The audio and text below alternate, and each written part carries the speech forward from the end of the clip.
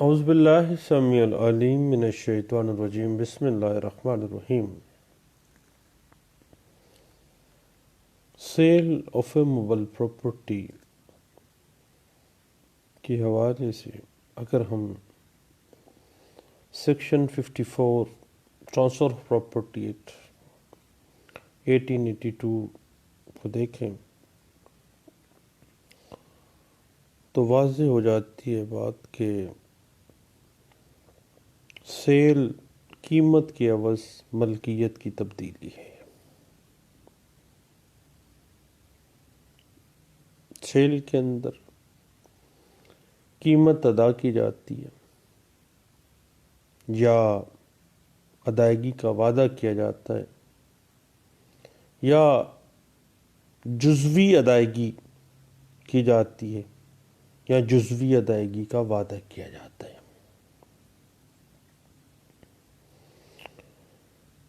अब ये एक ऐसा पॉइंट है जिसकी इंटरप्रिटेशन हम PLD 1952 लॉ और high court page 166, 2005 YLR page 2689, 2015 CLC page 385, 2012 CLC page 125, 2000 YLR page 2392, 1984 SCMR page 94, PLD 2000 law और हाई कोर्ट पेज 385 और PLD 2000 लॉ और हाई कोर्ट पेज 385 और 2013 YLR पेज 288 में देख सकते हैं। अब बात section 54 transfer of property act में यही है कि रकम की अवज़ मलकियत की मुंतकली सेल है। सेल के अंदर फ़रोख्त करदा जायदाद के तमाम हकूक़ उस जायदाद की मुंतकली के साथ मुंतकिल हो जाते हैं, सारे राइट्स ट्रांसफ़र हो जाते हैं और मुंतकिल कनिंदा के पास, ट्रांसफ़रर जो है उसके पास कोई इख्तियार उस जायदाद का जिसकी वो ट्रांसफ़र कर देता है सेल के ज़रिए वो बाकी नहीं रहता। अगर हम इस चीज़ को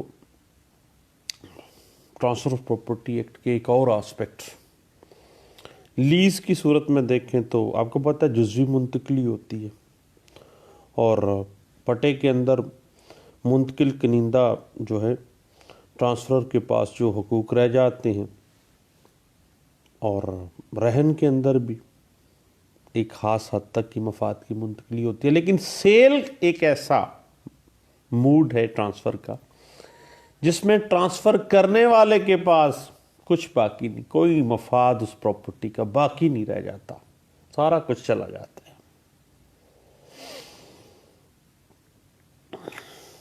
ब्याह जो है तमाम पटे से भी लैदा चीज़ है, मॉर्टगेज से भी लैदा चीज़ है और अगर ट्रांसफरी तमाम रकम यकमुश्त अदा कर दे तो इससे अंदाज़ा हो जाता है कि तमाम मामला बैच जो है मुकम्मल हो गया। अब section 54 transfer of property act के पर्सपेक्टिव में देखें ना तो बैग के लिए ज़रूरी है कि रकम के ज़रिए या किसी और शय के अवज़ फौरी अदायगी की जाती है और सेल तब भी होती है जब रकम अदा की जाती है और फिर उस रकम के बाद कब्ज़ा दे दिया जाता है। और हम आम तौर पे सब रजिस्ट्रार के पास जब पेश होते हैं तो वहाँ पे एक ही बयान होते हैं। ट्रांसफ़र से पूछा जाता है भाई पैसे वसूल कर लिए, वो कहता है जी, और जो ट्रांसफ़री होता है उससे पूछा जाता है कब्ज़ा ले लिया, वो कहता है जी ले लिया, फारिग है। ये रजिस्ट्रेशन का प्रोसेस होता है और सेल का ये जो मफ़हूम है ना, ये हमने पिछले दिनों 2000 MLD पेज 1324 और 2002 CLC पेज 88 में भी देखा और वाज़ेह हो जाता है कि where there is neither possession of the property alleged to have been sold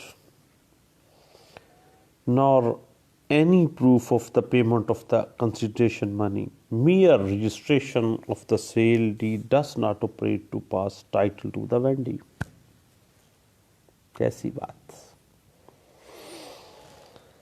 कि रकम के अवज़ मलकियत की मुंतकली है।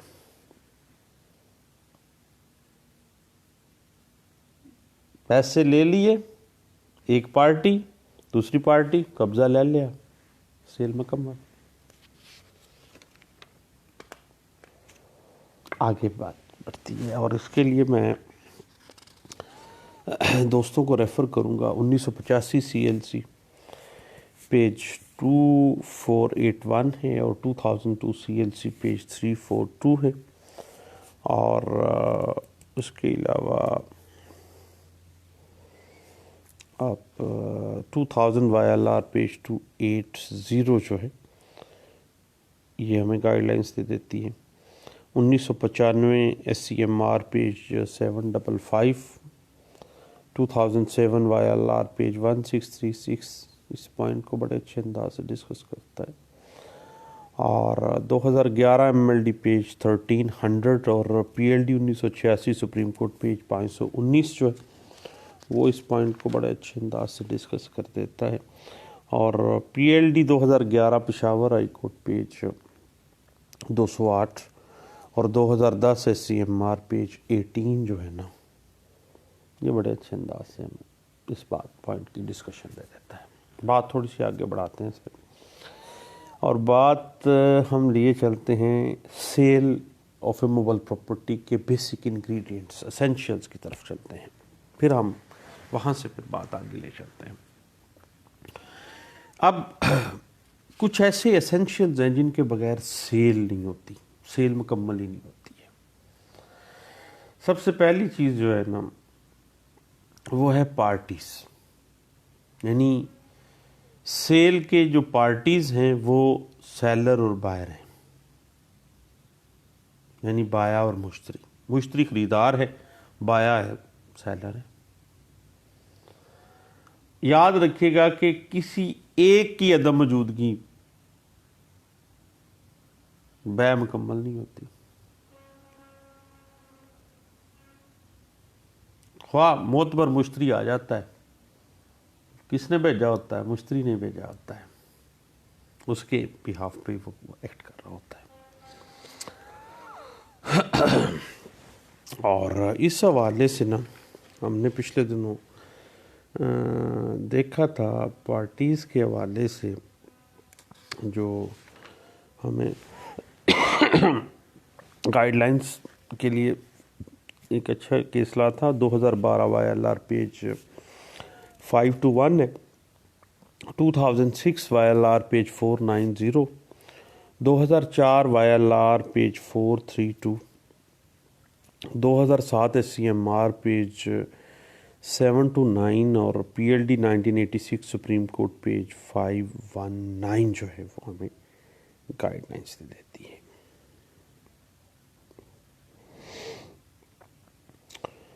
अब बात यह है कि सबसे पहले जो बंदा आ जाता है ना वो है सेलर।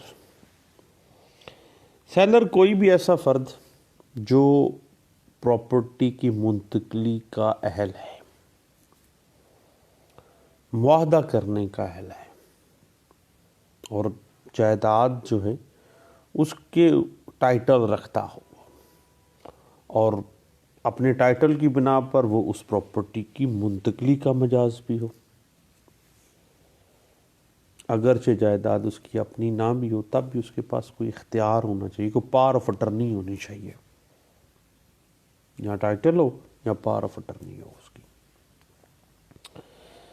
अब जहाँ तक हमने एक लफ्ज़ इस्तेमाल किया सेलर का कि वो मुआदा करने का अहल होना चाहिए, मुंतकली का अहल होना चाहिए, इस चीज़ को हम अगर उसकी कैपेसिटी को देखना चाहें ना सेलर की, तो हमें जाना पड़ेगा सेक्शन 11 कॉन्ट्रैक्ट एक्ट 1872 में।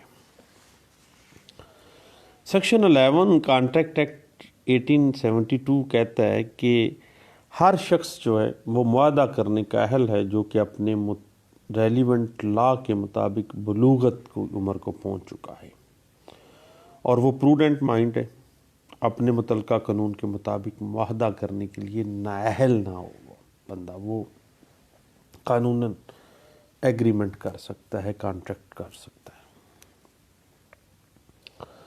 उसके बाद ये है अहलियत सेलर की। बायर के हवाले से भी सेम यही बात आ जाती है, कॉन्ट्रैक्ट करने का मुआहदा, दोनों पार्टीज कॉन्ट्रैक्ट कर रही होती हैं ना। तो जहाँ तक मामला बायर का है ना, तो बायर जो है उसकी हवाले से ट्रांसफ़र ऑफ प्रॉपर्टी एक्ट 1882 की सेक्शन 6 सब सेक्शन 3 और 4 हमें वजाहत देती हैं और ये वाज़ेह कर देती हैं कि कोई भी ऐसा शख्स जो किसी कानून के तहत नाअहल न करार दिया जा चुका हो और वो नाबालिग जिसके रकम की अदायगी करके मुंतकिल करवाई हो तो ऐसी बै जायज़ होगी। यानी अगर किसी नाबालिग की तरफ से भी है तो उसका बजरिया उसके जो गार्डियन है, बजरिया उसके जो वली है, उसके ज़रिए से अगर करवाया गया है तो वो बायर जो है वो कॉम्पिटेंट है। और उसके बाद तीसरी जो अहम चीज़ है वो है सब्जेक्ट मैटर। लेकिन उससे पहले 2015 CLC पेज 994 को ज़रूर देखिएगा, इसमें ये सारी बात की वजाहत की गई है। अब तीसरी अहम चीज़ जो है ना, पार्टीज़ जो हैं, पार्टीज़ में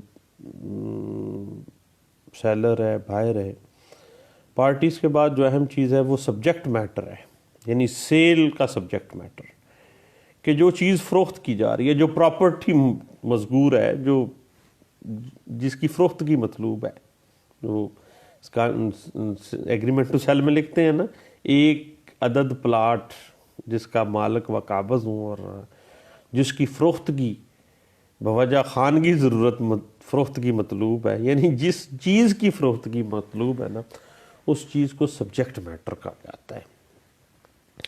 यानी बै का सब्जेक्ट मैटर जिस चीज़ की बै की जा रही है, जिस चीज़ को सेल किया जा रहा है, वो इमोबल प्रॉपर्टी की हवाले से हम बात कर रहे हैं। कोई प्लॉट है, कोई ज़मीन है, कोई मकान है, क्योंकि section 54 transfer of property act 1882 की बात है, वहाँ पर सिर्फ और सिर्फ आपको पता है साहिब के इमोबल प्रॉपर्टीज़ के हवाले से बात होती है। हाँ, बात एक ज़हन में आ जाती है कि भाई इमोबल प्रॉपर्टी की बात तो transfer of property act 1882 section 54 कर रहा है। अगर ये मूवेबल प्रॉपर्टी होती तो अरे भाई मूवेबल प्रॉपर्टी के लिए TPA में ना आओ, फिर आप जाओ सेल ऑफ गुड एक्ट में। सेल ऑफ गुड एक्ट यानी आम चीज़ें जो मूवेबल बिकती शिकती हैं। और उसके बाद अगर हम जनरल क्लासेस एक्ट के अंदर इमोबल प्रॉपर्टी की तारीफ देखें तो जनरल क्लासेस एक्ट भी ये वाज़े कर देता है कि इमोबल प्रॉपर्टी के अंदर ज़मीन अराज़ी से हासिल होने वाले जो बेनिफिट्स हैं या वो तमाम चीज़ें जो ज़मीन से अटैच्ड होती हैं, मुस्तकिल तौर पर उस पर जुड़ी होती हैं, जो ज़मीन से मुंसलिक होती हैं, वो ज़मीन की डेफिनेशन में इमूवेबल प्रॉपर्टी की डेफिनेशन में फ़ाल कर जाती हैं। यानी जो भी चीज़ है ना वो इमूवेबल प्रॉपर्टी होनी चाहिए भाई।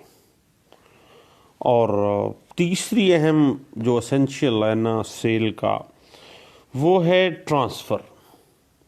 यानी सेल में कब्ज़ा की ट्रांसफ़र जो है वो ज़रूरी है, और अगर कब्ज़ा की ट्रांसफ़र नहीं ना होती तो सेल मुकम्मल नहीं होती। फिर बात वही करता हूँ, सब रजिस्ट्रार के सामने जब पेश होते हैं तो वो सेलर को पूछता है कि भाई तूने सेल किया है, तूने प्रॉपर्टी की कीमत वसूल कर ली है? कहता कर ली है जी। बाहर से पूछा जाता है कब्ज़ा ले लिया है? कहता जी ले लिया है, बै मुकम्मल हो गई है। महज पार्टीज़ और सब्जेक्ट मैटर की मौजूदगी ज़रूरी नहीं है, बल्कि बै होने के साथ साथ जो सेलर की तरफ से उस जो प्रॉपर्टी है उसकी delivery of transfer of possession जो है वो भी ज़रूरी है, क्योंकि तब सेल मुकम्मल होगी। और बायर जो है वो उस मुंतकली के बदले में कंसिडरेशन देता है। कंसिडरेशन किस चीज़ की है? Delivery of transfer of possession की हवाले से मूवेबल प्रॉपर्टी में। इस हवाले से 2004 YLR पेज 423, 2004 CLC पेज 231 और 2006 YLR पेज 1513, 2007 PTD पेज 1922 और 2013 YLR पेज 2011 और इसी बात के ऊपर 2013 SCMR page 684, 2015 SCMR page 298, 2014 YLR page 178, 2014 YLR page 139 और 2014 YLR पेज 1927, 2013 CLC पेज 551 और 2015 CLC पेज 1451 जो है वो हमें गाइडलाइंस देती हैं। अब चौथी जो चीज़ है ना सेल में, वो है कंसिडरेशन, प्राइस, कीमत। यानी बै का जो चौथा एसेंशियल है ना वो है कंसिडरेशन, ज़रे बदल, मुआवजा, कीमत, ख्वाह उसकी अदायगी कर दी जाए या अदायगी का वादा किया हो या फिर रकम की पार्शली कुछ अदायगी कर दी जाए या कुछ अदायगी करने का वादा किया हो।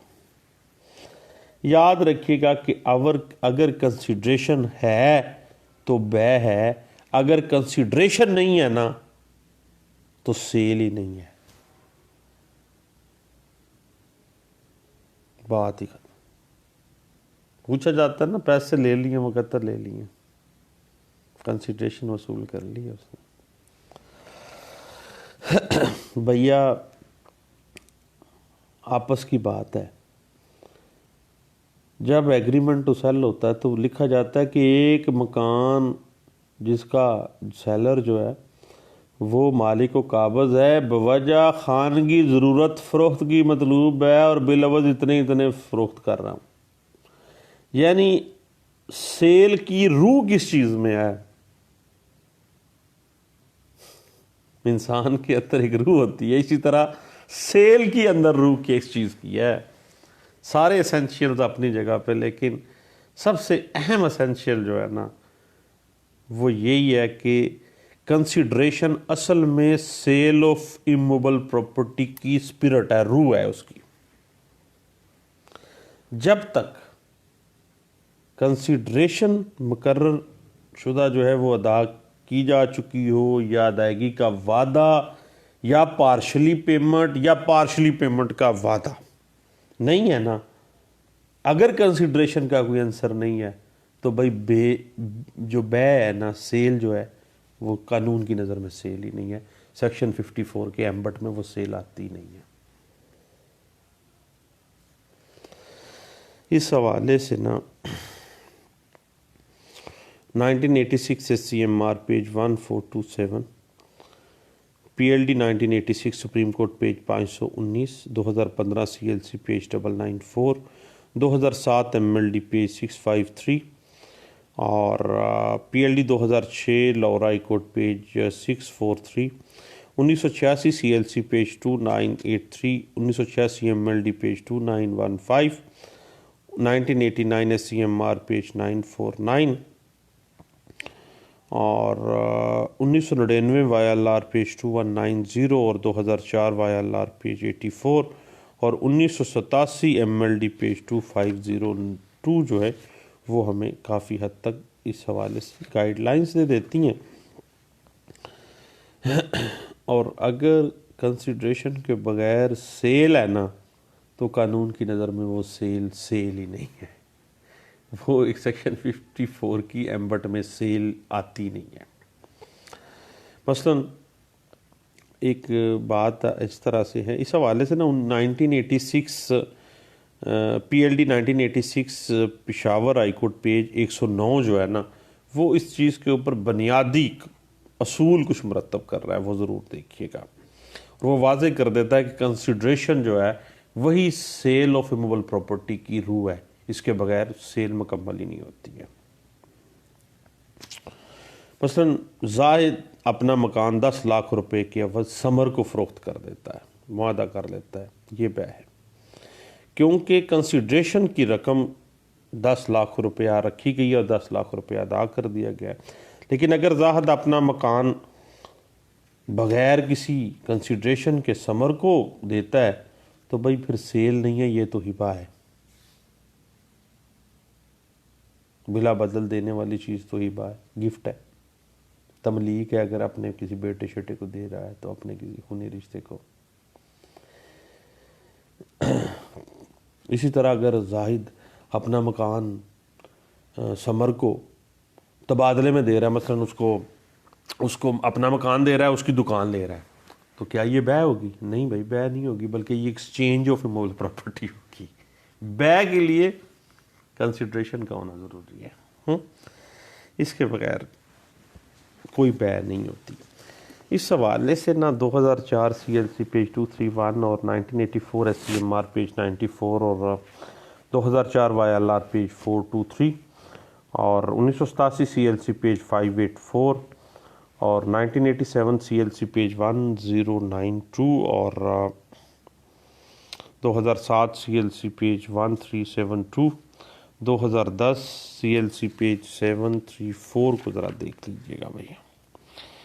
लें उस तरह जो है बुनियादी एसेंशियल्स है ना सेल के, वो हमने भी डिस्कस किए हैं। तो नेक्स्ट इंशाल्लाह जो है हम सेल के जो डिफरेंट मूड्स हैं ना, उसकी टेक्निकलिटीज़ और लीगल इश्यूज़ को हम नेक्स्ट इंशाल्लाह डिस्कस करते हैं। टॉपिक थोड़ा सा लंबा है, फिर दोबारा मिलते हैं इंशाल्लाह। सेल मूड के अंदर जो टेक्निकलिटीज़ और लीगल इश्यूज़ निकलते हैं पाकिस्तानी सिविल जस्टिस सिस्टम के अंदर, हम देखते हैं। और आए रोज़ बतौर सिविल वकील हम उनका सामना भी करते हैं, और ख़ास तौर पे सिविल केसेस में ये बात बाद में निकलती है। तो इस हवाले से इंशाल्लाह नेक्स्ट सीटिंग में हम दोबारा मिलते हैं। दुआओं में मुझे याद रखिएगा। Thank you. अल्लाह हाफ़िज़।